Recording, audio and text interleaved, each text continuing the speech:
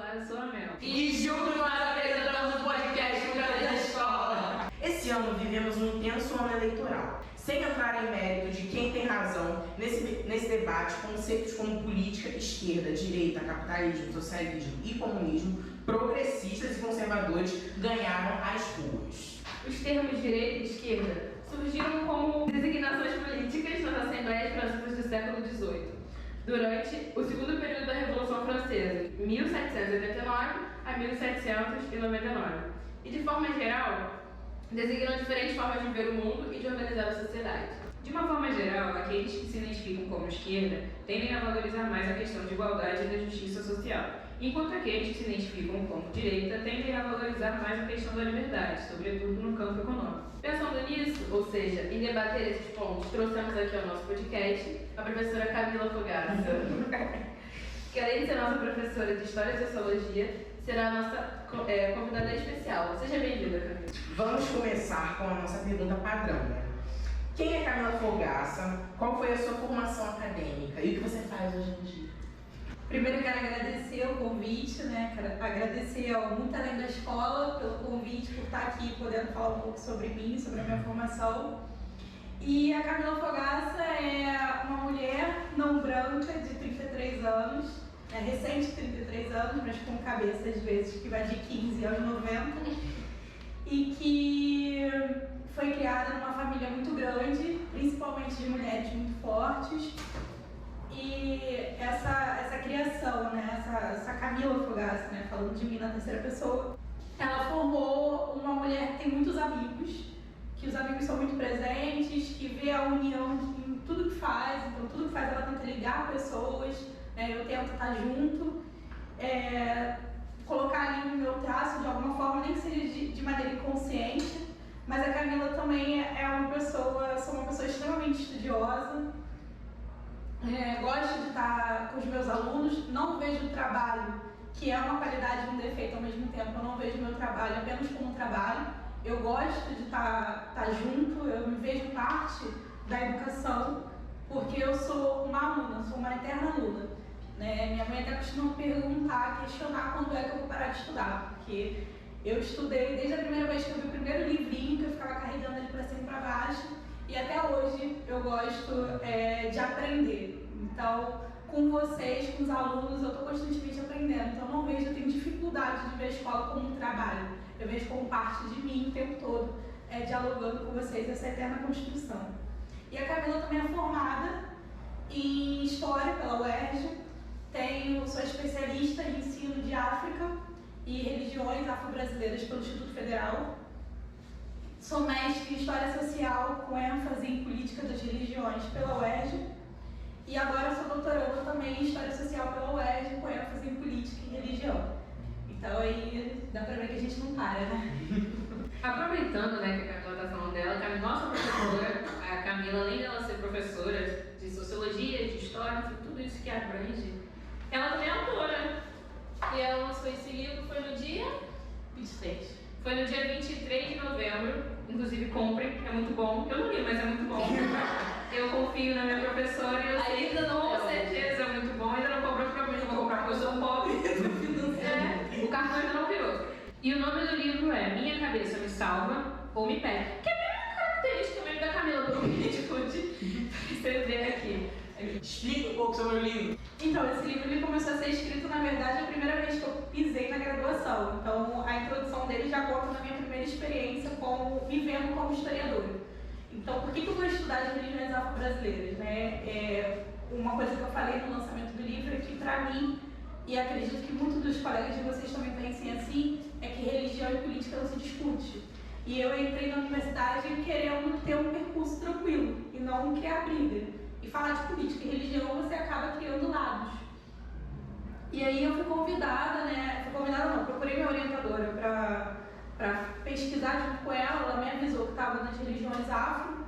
Eu escolhi entrar por ela, não por ser das religiões afro, a pesquisa, né? Eu tinha lá a minha carga de preconceito em relação a essas denominações religiosas.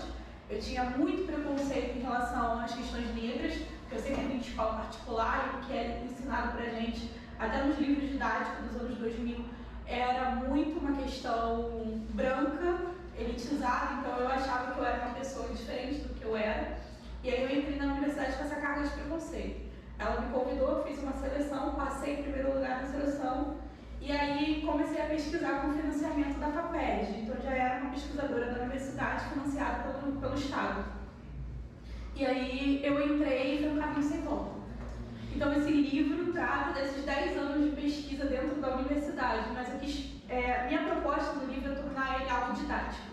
Então não apresentar para vocês uma linguagem pesada acadêmica, mas contar 4 casos de que uma senhora que foi alfabetizada anos atrás, ela vai conseguir ler o livro e entender o que está escrito, como alguém que está na universidade, está em busca de conceitos, vai conseguir entender também.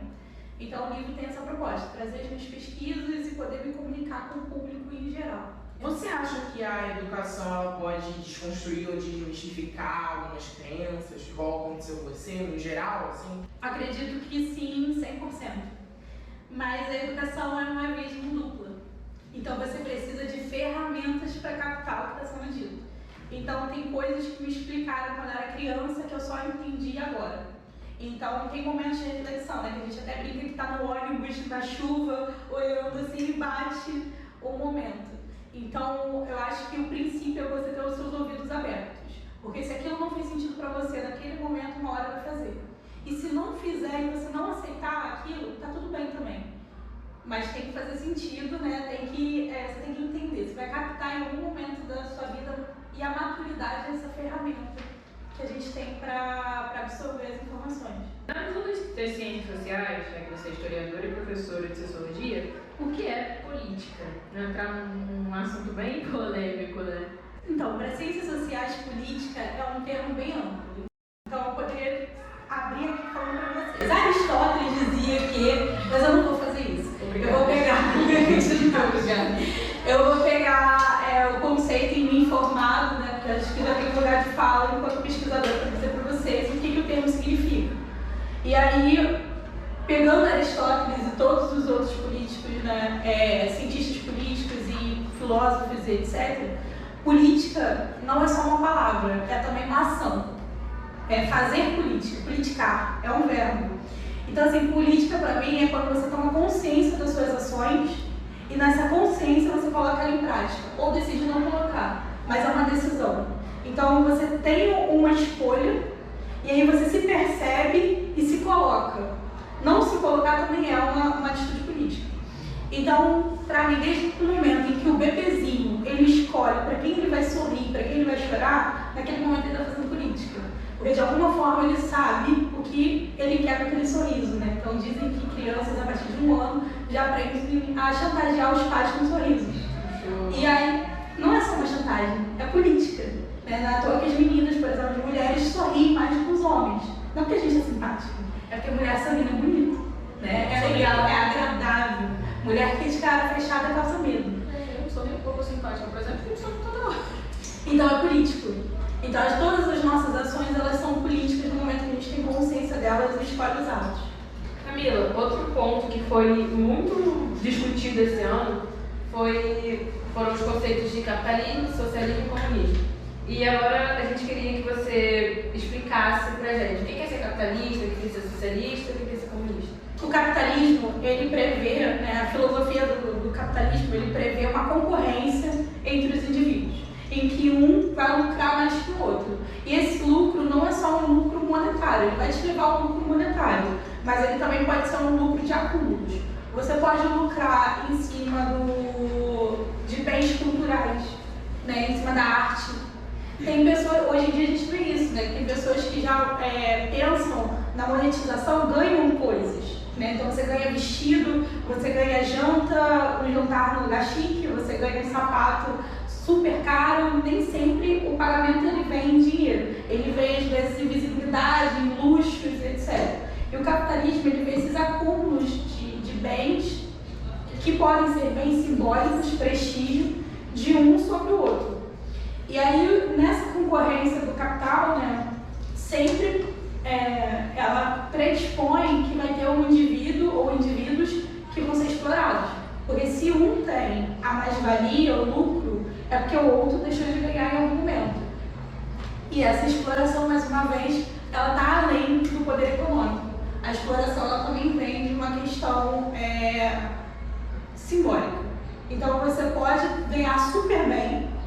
seu chefe está lá ganhando bem, você ganhar super bem, mas você não conseguir aproveitar a sua vida. Então você não consegue ir à praia porque você gosta, você não consegue ir num parque de diversões com seus filhos. Então o capitalismo, ele prevê essa perda e esse ganho excessivo de um dos lados. Você diria que o capitalismo, na sua opinião, que ele é um sistema desigual? Não é nem só opinião, mas é uma ciência. O capitalismo, ele prevê a desigualdade. Porque se você colocar em igualdade, como é que você vai ter a mais-valia? Você vai lucrar como? Tá até aqui no textinho que a gente falou no começo. Como que você vai lucrar? Não existe a mais-valia e o lucro excessivo se todo mundo está partindo de uma certa igualdade. Você precisa sempre tirar vantagem de algo ou de alguém. Né? Então ele prevê essa desigualdade. O socialismo, existem vários tipos de socialismo, né? São os socialismos. E aí o socialismo que a gente está acostumado a ouvir, que é do Marx e do Engels, que é uma ideia de que você está caminhando para uma certa evolução. Eles escrevem no século XIX, e aí no século XIX estava pairando pela Europa uma ideia evolutiva, de que a humanidade caminha para uma evolução. E não fugindo dessas ideias, apesar de eles serem alemães, eles vão pegar essa evolução também no sistema econômico, de que uma hora o trabalhador ele vai se cansar de ser explorado e ele vai tomar os meios de produção e estabelecer uma sociedade mais igualitária. E aplicando para os nossos dias, né, como a gente vê o socialismo hoje? É uma sociedade onde o Estado ele é maior. Ele precisa ser maior, de acordo com os socialistas, para gerir os sistemas de base, que é educação, moradia, saúde, os 5 sistemas, né? Educação, moradia, saúde, não lembro muito bem dos outros 2, mas são sistemas em que a humanidade precisa para viver em sociedade. E aí o Estado seria esse grande gestor. Né, essa é a ideia do socialismo. Já o comunismo, como a gente está falando dessa linha evolutiva, né, então primeiro você tem o capitalismo, que abriga o lucro, o socialismo a gente tem a questão desse Estado mais forte, e o comunismo seria você aniquilar totalmente as formas de diferença entre os indivíduos, mas diferenças de lucro, de bem e de poderes simbólicos e monetários. Então, assim, na linha evolutiva, o comunismo seria o céu para as igrejas cristãs. Então, seria a ideia de que está todo mundo convivendo feliz, sem muro e com um princípio de igualdade. A humanidade ou aquela sociedade aprendeu a viver sem lucrar em cima do outro.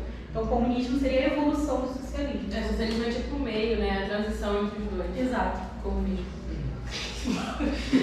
Então, na prática, assim, na sua visão, a senhora acha que o capitalismo, de uma certa forma, ele lucra com a desigualdade social que foi construída com a escravidão e com anos e anos de opressão contra as mulheres, porque né, teve toda uma questão da Segunda Guerra, que a mão de obra era mais barata e os homens estavam na guerra, e, por exemplo, a questão dos LGBTs também, numa questão social, ele lucra mais com a perda e com o sofrimento, digamos assim, dessas questões sociais, desses grupos que sofrem preconceito e tal.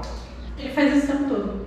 E aí a gente parte da nossa realidade, né? A gente tem aqui uma grande luta, ao mesmo tempo que a gente tem um avanço do conservadorismo no mundo, a gente tem uma grande luta do movimento negro e da questão LGBT, por exemplo. E aí você vai na Renner, na Riachuelo, na C&A, tem as camisas com arco-íris. As pessoas não sabem por que estão usando o arco-íris. As pessoas não sabem o que significa a mãozinha negra pro alto, ou a posição da mão. Mas o que aconteceu? Você capitalizou o símbolo, esvaziou ele de sentido, comercializou.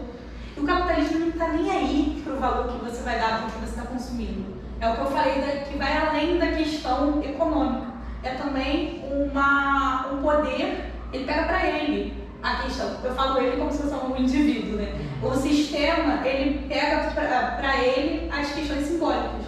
Então ele vai esvaziar o seu discurso. Assim, ele não tá nem aí pra questão racial, se tem negro morrendo, essas coisas. Ele só vai vender, e se você vai comprar, ele vai ficar bem. O que torna o nosso discurso, que às vezes você entende no conceito, você precisa falar sobre aquilo, muito mais difícil. Sim. Porque se eu sou professora de História e Sociologia, não branca, e chego numa sala de aula para conversar, o aluno está massacrado de imagens.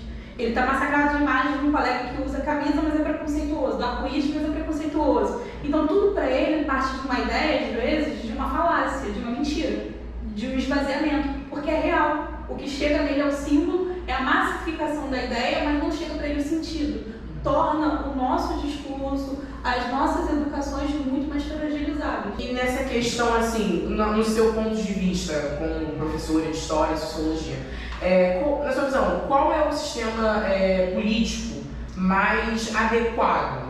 Porque tem anarquismo também, há várias filosofias, né? Você está por declarar comunista? Você também é a favor de uma reforma dentro do capitalismo? Por favor. Menchevista? Expresse suas ideias. Fala dessa. Fala. Discorra sobre. Justifique sua resposta. Então, eu não tenho, pra mim, eu tenho dificuldade de ter deuses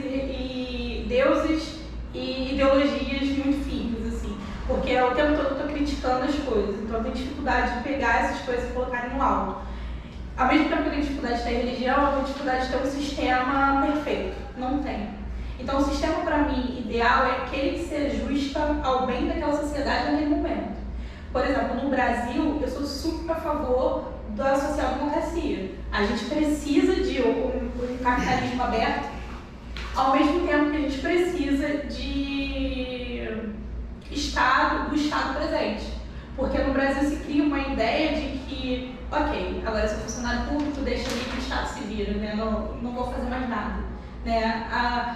Como se o Estado tivesse que ser o seu pai o tempo todo, um populismo. Você não tem que agir, você não tem que gerir, você não tem que vigiar as coisas que estão acontecendo. Né?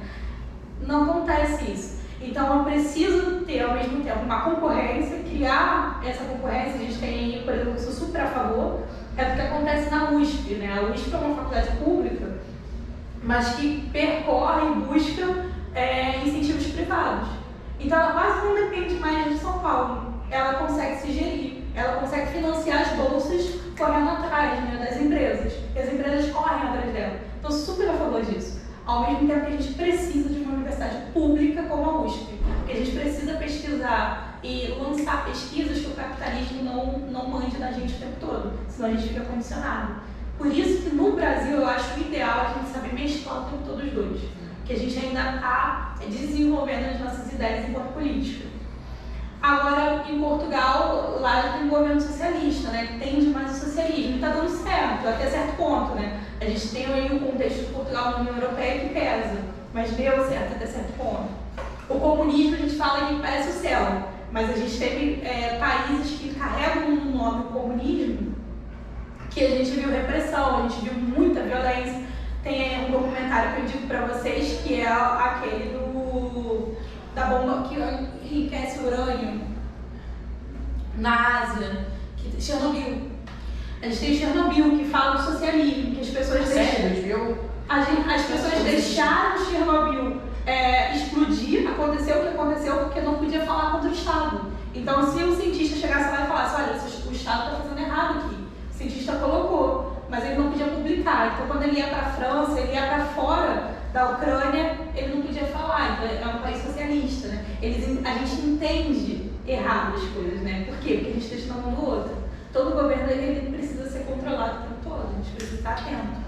Então, respondendo a pergunta de vocês, eu acho que o governo ideal é aquele que se ajusta naquela sociedade. Nenhuma sociedade é igual a outra.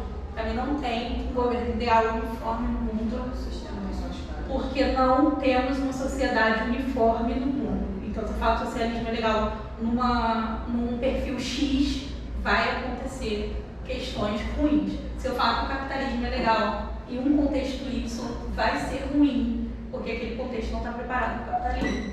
Então, depende da sociedade.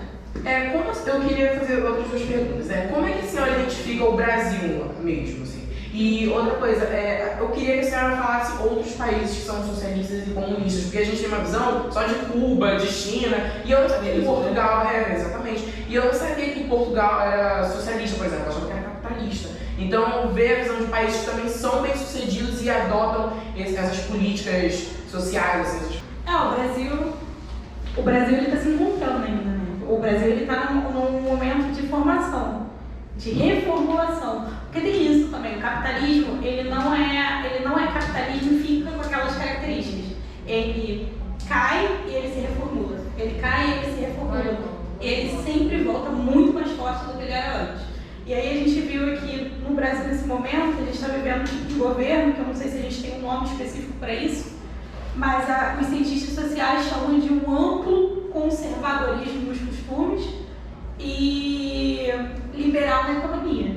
Né? Então você pretende desestatizar todas as empresas que são governamentais, tudo que é governamental, ao mesmo tempo que o seu costume ele precisa também ser controlado. Então o presidente controla quem você beija na boca, mas ao mesmo tempo ele não quer controlar a água que você vai escovar do dente. Então, peraí, né? Então esse é o Brasil. Ele é conservador nos costumes e liberal na economia. Os outros países que são comunistas e socialistas eu também não conheço muito, assim. A gente tem aí Portugal, que tem na legenda do socialismo, a gente tem agora na Itália. Na Itália está acontecendo uma coisa muito interessante, que é a ascensão de uma ideia neofascista, né? O governo que ganhou agora na Itália, ele é um governo declaradamente a favor de Mussolini, que era fascista. A gente tem... esses grandes blocos da União Europeia, eles não permitem que a gente veja de fato o que está acontecendo dentro, porque dá uma outra lógica além da teoria do socialismo e comunismo. Mas a Itália seria socialista com um governo fascista? A Itália não. A Itália, para você implementar inicialmente esses governos autoritários hoje em dia, você implementa pelo capitalismo. Mas antes era socialista? Não. A Itália é fascista. Vou fazer uma pergunta aqui. Você falou que cada país X, ele tem um certo ritmo político, assim, né? Então, dependendo de como ele esteja. Você acha que se o Brasil tivesse uma boa educação, você acha que ele poderia chegar num nível socialista? Sim, acredito. Eu acredito que no Brasil, pela gente ter essa característica populista de precisar de um pai, de um Estado forte, porque querendo ou não, por exemplo, se você vai eleger no Brasil, a grande maioria, né, elege um representante, esse representante político, ele defende lá o capitalismo, mas a população quer que ele seja o pai, quer que ele seja Deus, quer que ele seja o Messias. Então no Brasil a gente tem essa necessidade de uma figura centralizadora, seja no capitalismo ou no socialismo.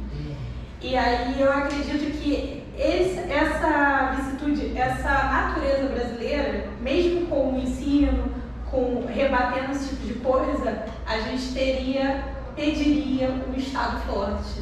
Até para gerir a característica geográfica brasileira. A gente precisa de uma reforma agrária urgente, né? Se a gente pega aqui a orla do Rio de Janeiro e sobe para o Nordeste, não sei se vocês já fizeram isso. Eu já fiz isso para até Palmares, assim, que fica em Alagoas. Se a gente faz isso, vocês vão ver o que é miséria nesse país. E aí vocês vão ver plantações enormes, água de coco. Água de coco, vocês compram e vê, simplesmente inofensiva água de coco. Mas é trabalho escravo que está rolando. Então são áreas enormes, hectares gigantes de pessoas, de terras, com um pouquinho de pessoa trabalhando no sistema escravo, produzindo água de coco. Por tudo aquilo. Então assim, a gente analisaria quem nós somos. Acho que o princípio da educação é essa, a gente se vê. Quem nós somos? E eu acredito que a educação, a princípio, levaria esse tipo de coisa. Nem que talvez no futuro levasse a gente a uma Suíça, um capital aberto. Talvez, não sei. Não sei, né? Mas a princípio a gente teria que regular o que está acontecendo. Tá bom, obrigada, gente. Batam palmas pra nossa Duas perguntas. É porque toda hora surge uma ideia. Mas a primeira o comunismo, o socialismo e o capitalismo, eles estão ligados diretamente com isso de esquerda, de direita, de centro? Ou é uma coisa que, tipo assim, as pessoas ligaram? Então, tá em alguns lugares e outros não, assim, porque como são temas muito amplos e podem ser aplicados no mundo inteiro, então alguns lugares eles vão levar isso muito a sério, de acordo com o lugar que você senta no parlamento. Então eles vão levar isso muito a sério. E outros lugares, como no Brasil, ninguém senta no parlamento. Todo mundo conversa, churrasco, abraça. e você se diz ser centro-esquerda ou centro-direita-esquerda de acordo com o governo que está no poder. Então, se o governo que está no poder, você concorda com ele, você é de centro, dizem que você é mais pro centro. Agora, se você concorda, você tem um termo acadêmico, que você foi esquerda naquela posição, mas você é direita em ideologia.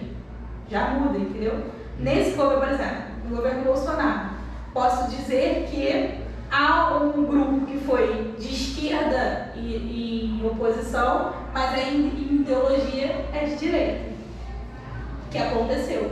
Né? A gente teve alguns partidos que são caracterizados como partidos de direita, mas foram contra o Bolsonaro, ainda mais nessa última eleição, e aí, nesse momento, se tornaram de esquerda quem está no poder. A gente tem aqui o PSDB, por exemplo. O PSDB ele é tradicionalmente conhecido como partido de centro. Em alguns lugares do Brasil ele é considerado direita, porque ele representa, isso é até um estudo recente, que ele representa grupos brancos. O PSDB é o único partido no Brasil que é visto como partido branco, em que as pessoas, sem perceber, não votam no PSDB porque caracterizam ele como branco. E aí o PSDB, com essa característica de direita, em determinados momentos e locais, se colocou contra o Bolsonaro. Então, por mais que ele seja ideologicamente de direita, em algum momento ele teve um posicionamento contra quem estava no poder. Ele fez esquerda. Professora, com a sua formação e com a sua pesquisa, a senhora acredita que toda essa opressão, falando de uma questão mais social, essa opressão, por exemplo, da escravidão, ela pode, ela é como se, a senhora, na sua visão, é como se a escravidão não tivesse acabado, assim? Porque na minha visão é muito isso, porque a gente tem, por exemplo, a senhora falou das lavouras e tal, e geralmente os trabalhadores são negros ou são mestiços, então acaba que talvez, na minha visão, né, talvez a escravidão não tenha acabado, porque os direitos trabalhistas são poucos, o salário mínimo é péssimo e tudo só aumenta, e a mão de obra deles é muito mais barata. Então, assim, na minha visão, né, pela senhora, a senhora acha que é como se a escravidão realmente tivesse acabado ou como se ela ainda existe, só de uma forma não oficial? Não, e a gente ainda está no Sudeste, né? A gente fala no contexto do Sudeste. Recentemente eu conheci, posso abrir um parênteses aqui? Tem um amigo do doutorado, mais novo, que ele veio da Bahia, do interior da Bahia para cá. Ele falou que ele nunca tinha visto prédio na situação que ele viu. Ele nunca tinha entendido como a ponte de Rio Niterói funcionava. E ele estava no doutorado. E aí ele passou pela ponte e falou assim: Camila, se tivesse dinheiro, eu passava e ia e voltava assim, pela ponte só para ficar olhando. Você imagina no dia da chuva que o barco bateu. É uma emoção pura. Mas a gente ainda está no contexto do Sudeste, que é um contexto ainda um pouquinho melhor. Agora você vai, mais avançado. Você vai para perto das crianças que precisam queimar não sei quantos quilos de castanha de caju, né, para ganhar 25 centavos o quilo, né, e não conseguir estudar e ter que estar na escola 3 horas da manhã e ir de madrugada e voltar à noite, pegar barco e etc. A gente ainda está passando, por mais que seja muito difícil, passando fome, etc. Infelizmente, no Brasil hoje, a gente ainda fala que esse contexto é privilegiado, entre aspas, porque tem gente pior, muito pior. Desculpa aqui fazer piada, mas eu imaginei seu amigo assim: caramba, é todo dia! Ai, que legal! Amanhã tem de novo! Mas é aquela briga, aquela de quadrinho, né? Que o caipira chega na casa, como assim? Tem prédio, tem casas, sabe? É muito estranho pra gente ver isso, porque não tem isso, sabe? Nunca vai chegar um amigo nosso que nasceu aqui, ou em Curitiba, em qualquer lugar assim, que vai chegar e dizer: caramba, onde você mora tem prédio, como assim, onde eu moro tem terra, sabe? Então é muito estranho, digamos assim. A senhora falou sobre... Ai, meu Deus. Muita coisa. Não, é que a senhora te fala de alguma coisa. Eu ia falar sobre isso do seu amigo. Teve um filme que eu assisti na Netflix uma vez com a minha irmã. Eu esqueci o nome do filme. Mas é um filme muito legal que eles eu não sei se é no Nordeste, mas eles trazem um grupo de homens do interior para trabalhar em São Paulo. Agora eu lembrei a minha pergunta. Eles trazem um grupo de homens para trabalhar em São Paulo e, tipo assim, eles ficam trancados, eles trabalham no ferro velho, eles até conseguem fugir, mas acaba que no final o protagonista acaba se rendendo a esse capitalismo e se torna o braço direito do homem que sequestrou eles. É um filme muito bom. Aí você estava falando do Sudeste. Assim, no Sudeste, realmente, a desigualdade também é muito grande, porque, por exemplo, você falou das crianças que queimam castanha de caju, mas também muitas crianças aqui vendem bala no sinal. Então, tipo assim, principalmente lá em São Paulo, tem até uma discussão sobre aquele condomínio que fica atrás de Paraisópolis, eu acho, uma favela. Então, tipo assim, é uma grande sociedade que... Uma grande construção. Exatamente, uma grande segregação. Uma grande segregação onde é uma pequena elite e a maior parte do país, até aqui no Sudeste, que é um lugar globalizado, é um lugar visto como mais moderno, ainda sofre também muita desigualdade, né? E no Nordeste deve ser muito pior do que assim. Só respondendo a pergunta sobre escravidão, a gente ainda vive no sistema escravocrata. Tanto que o Brasil liberta escravos até hoje, né? E não é à toa que a gente teve uma proposta de lei de determinados trabalhos você comer em troca de pratos de comida. Eles estavam querendo liberar o Congresso, através do presidente, querendo liberar que não seria escravidão. Então, você trabalhar em troca de pratos de comida é considerado escravidão porque você não consegue, lembra dos direitos de base, educação, né, se vestir, saúde. No Brasil você não consegue isso nem com salário mínimo. Imagina em troca e você fica dependendo do trabalho para poder comer. Isso é escravidão.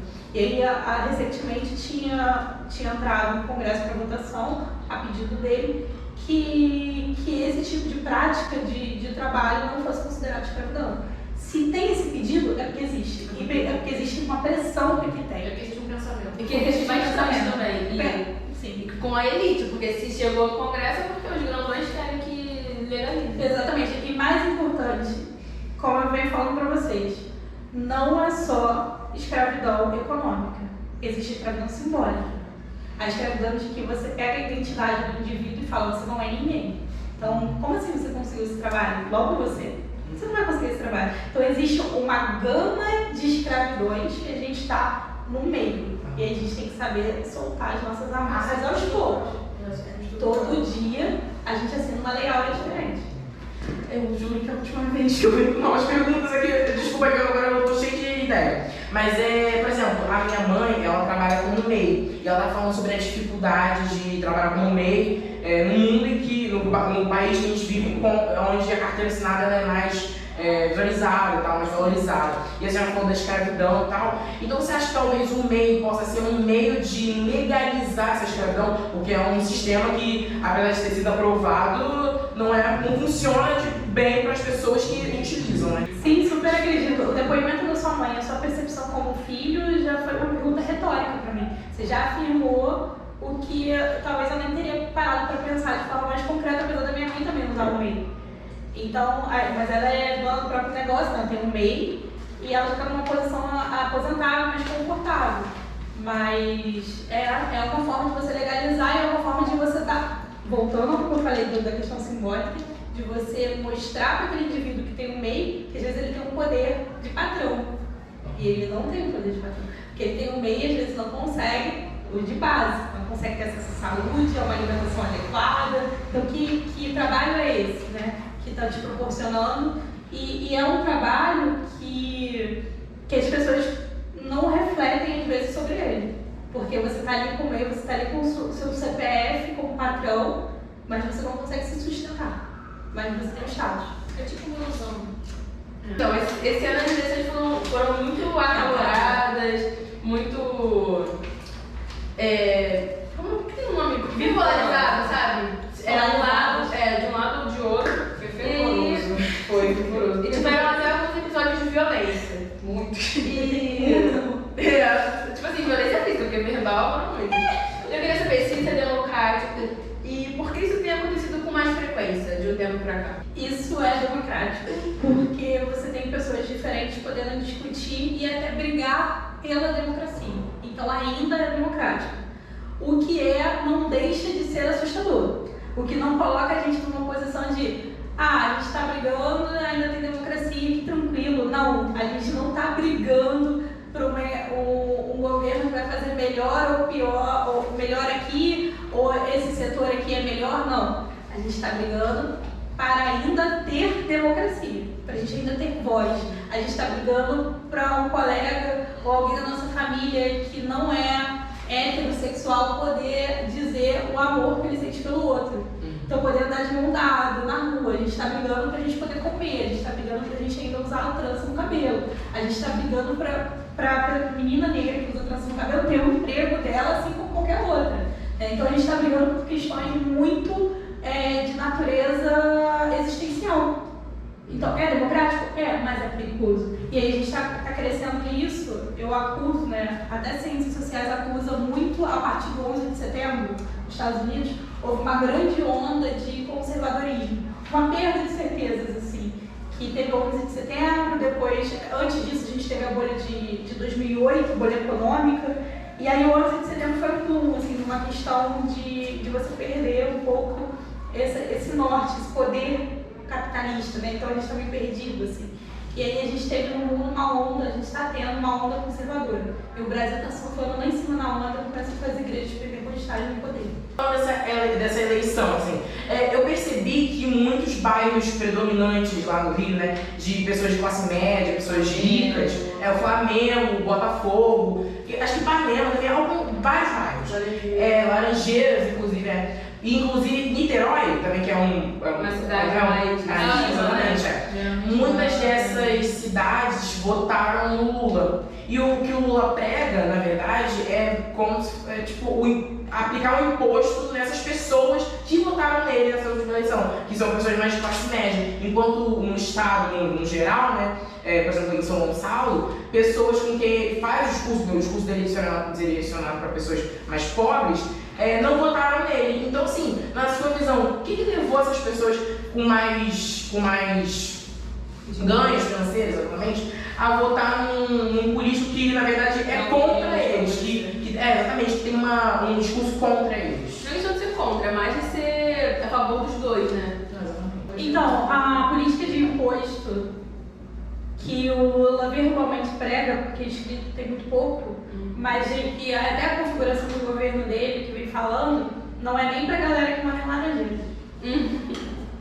É pra galera rica mesmo, né? Então, a galera que mora em Laranjeiras, Niterói, né? Esse pessoal que eu acredito que nós estejamos pensando, que seria uma classe média um pouquinho mais ascendente, não é a galera que vai ser taxada ainda. Eu ia falar isso, porque classe média não é taxada Não é alta mesmo. E esse pessoal que votou no Lula, eu acredito que seja também um perfil educacional e menos religioso. Aqui em São Gonçalo tem a questão da religião e da alienação. Sim. No Zona Norte também, em muitos lugares, acho que Duque de Caxias tem muitas igrejas e ele ganhou. Nós temos o uso da internet, é muito importante a gente pontuar. Como você usa a internet, então esses lugares também você tem uma educação para a internet mais voltado a uma educação mesmo do que o uso de fake news, etc. A gente tem o uso da internet, a gente tem a instalação das igrejas, como é que essas igrejas elas usam os intercâmbios para anunciar o político Messias. Quem é seu político Messias? Apesar do Lula também ter feito uso das igrejas evangélicas e sempre fez uso da igreja católica, ele sempre fez. Principalmente aqui em São Gonçalo, que tem muita igreja evangélica e ele logo vai pra cá para se reunir. Ele sempre fez uso da igreja católica, sempre. Então, assim, também não é santo, também faz os usos religiosos que coube a ele. E eu acho que é essa questão de você ter um índice maior de estudo. Então, são áreas que as pessoas cursam, até são áreas que têm maior investimento, que as pessoas escolhem a universidade pública. Então, são áreas de atuação da UFRJ, UF. Foi, por exemplo, o que eu tinha dito, né, sobre a educação de mistificar. Não, pode deixar ligado, eu não estou falando alto. Sobre a educação de mistificar. Porque eu acho que a educação, como a senhora falou, ela dá um olhar diferente, um olhar para os dois lados. Não é só, tipo, a igreja é a igreja. Tipo, tem a igreja, mas também tem o lado de que vivemos em sociedade, nós temos, entendeu? Eu acho que dá um olhar mais ampliado para tudo. Sim, a gente vê até a migração de pessoas, por exemplo, que são de São Gonçalo, que ascende um pouco, vai ganhar um pouco mais, né? Porque Laranjeiras não é tão caro de você morar. Às vezes São Gonçalo é mais caro de você morar, porque São Gonçalo é um município muito grande. E aí você ir de um lado para o outro e ter acesso às coisas é muito mais difícil do que você ter uma área de lazer em Laranjeiras, você ter uma área de lazer no Flamengo. No Flamengo você sai de casa, tá ali perto da praia e vai comprar uma aguinha de coco, se divertir o dia inteiro só para comer. É caro viver em São Gonçalo, não é barato. E aí, às vezes, você sente um pouquinho, mas tem uma visão que não cabe mais em São Gonçalo, seja religiosa, etc. E aí você migra para esses bairros, né? Então, ali, esses lugares que vocês pontuaram, eles são lugares de atração de pessoas que têm mais ensino, que são LGBT, né? Laranjeiras, Flamengo, Botafogo, bares, né? Jovens. Então, o Lula também traz bastante jovens que querem cursar a universidade, etc., que cursaram às vezes, né, que estão ainda iniciando a vida adulta.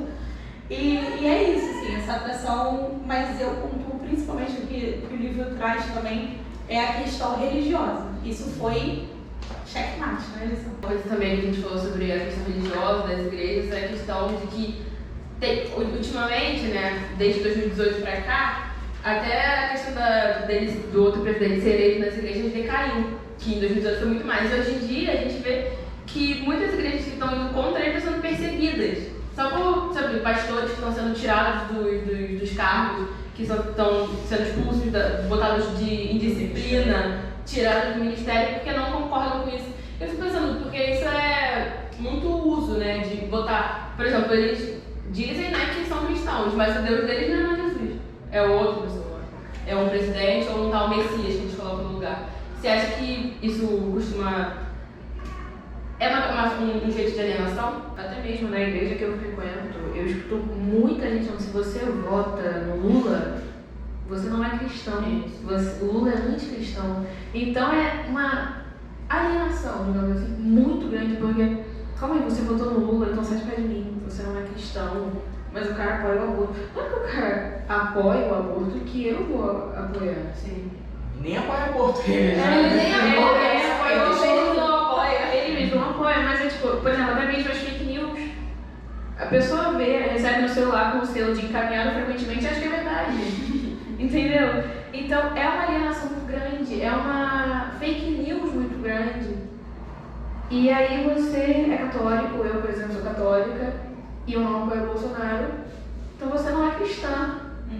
Você não é cristã, porque o cara, ele vai transformar o Brasil numa Venezuela. Ele tá com a macumba, vai levar a macumba pro Planalto. Tudo bem se ele transformar o estudo brasileiro, mas espanhol aqui é bom. É uma forma de alienação, porque tudo que tira a sua capacidade de raciocínio, de se colocar politicamente, que inicia a pergunta de vocês na vida política, tudo que tira a sua capacidade de se colocar junto enquanto indivíduo pensante é alienante. Então, é uma forma de alienação, sim, essas características religiosas. Só que sempre teve, né?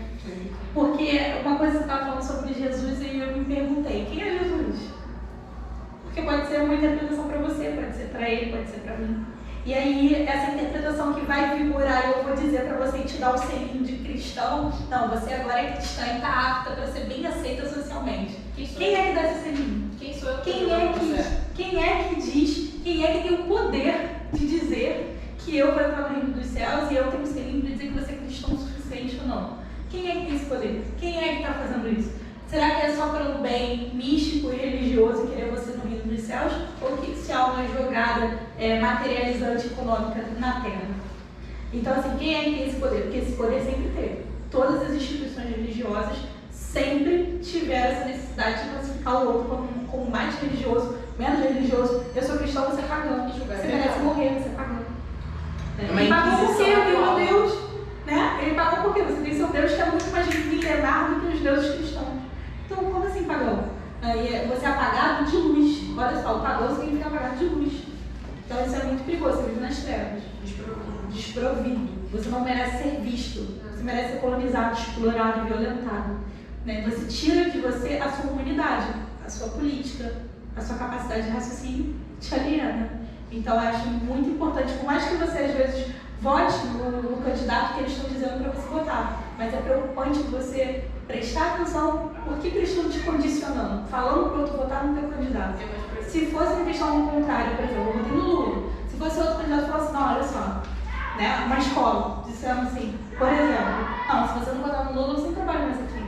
Como assim? Né? Então, peraí, o que meu candidato está pregando para as pessoas falarem isso? Né? Eu estou do lado desse candidato? É uma questão para a gente pensar, para não criar deuses, nem de um lado nem do outro. Depois desse discurso, Eu... Tá chocada, calma, brava. É normal. É normal. Eu mesmo que eu sou normal, mas foi Adolescentes inteligentes têm traumas. Entendi. E eu não sou nem muito inteligente. A gente corta a edição. Isso a gente pega você, Mas a olha. minha casa tem sido muito boa. Mas eu vou fazer Dá até um react, né? Eu como sai e volta, eu dou um abraço. finalizar, né? Já falamos demais. Então a gente vai finalizar o podcast agora. No próximo episódio a gente não sabe o que a gente vai trazer, mas a gente vai soltando no Instagram. Apenas queremos relembrar vocês que tá na biblioteca da escola, se você é aluno do Brasil México e você ainda não leu, você tá perdendo tempo, o livro da Camila Fogaça Aguiar, que nem o Arthur, menina. Ela só tem um pouquinho mais de consciência. Essa é a Camila Fogaça, nossa professora. Camila, nós agradecemos muitíssimo a sua presença. Foi muito bom trazer você aqui. Mesmo que a gente veja você todos os dias na escola, mas foi muito bom estar aqui hoje, conversar esse papo gostoso com você. E isso, obrigada e até amanhã, né?